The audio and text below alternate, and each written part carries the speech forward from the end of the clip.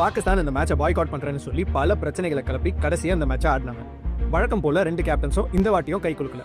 Pakistan toss win பண்ணி field பண்ணி நல்லா பிளான் பண்ணி முதல் ஓவர்லயே டேஞ்சரான அபிஷேக் சர்மாவை தூக்கிட்டாங்க. ஆனா இஷான் கிஷனுக்கு ஒரு பிளானை போட மறந்துட்டாங்க. நம்ம இஷான் கிஷன் பாகிஸ்தான் போலர்ஸை பிரிச்சு மேஞ்சு 77 ரன் அடிச்சாரு. ஆனா அவரோட விக்கெட் போனதுக்கு அப்புறம் இந்தியாவோட ரன் ரேட் அப்படியே குறைய ஆரம்பிச்சது. பாகிஸ்தான் ஸ்லோவான கொலம்போ விக்கெட்ல 18 ஓவர் ஸ்பின் போட்டு இந்தியாவை நல்லா ரெஸ்ட்ரிக்ட் பண்ணாங்க.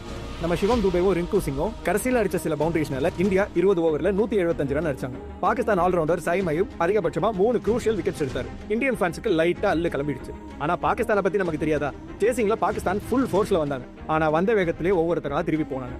பவர் பிளே முடியும் போது 4 விக்கெட்டை விட்டாங்க. அதுக்கப்புறம் ஒரு கம்பேக் கொடுப்பாங்கன்னு நினைச்சா அந்த மாதிரி எல்லாம் இருக்கிற சான்ஸ் இல்லையே. 44 ரன் அடிச்ச உஸ்மான் கானும் அவுட் ஆகி இந்தியா அவங்க பார்ட் டைம் ஸ்பின்னர்ஸ் எல்லாம் வச்சு விக்கெட் எடுக்க ஆரம்பிச்சு இந்த மேட்சுக்காடா இவ்வளவு ஹைப் கொடுத்தீங்கன்னு யோசிக்க வச்சிட்டாங்க.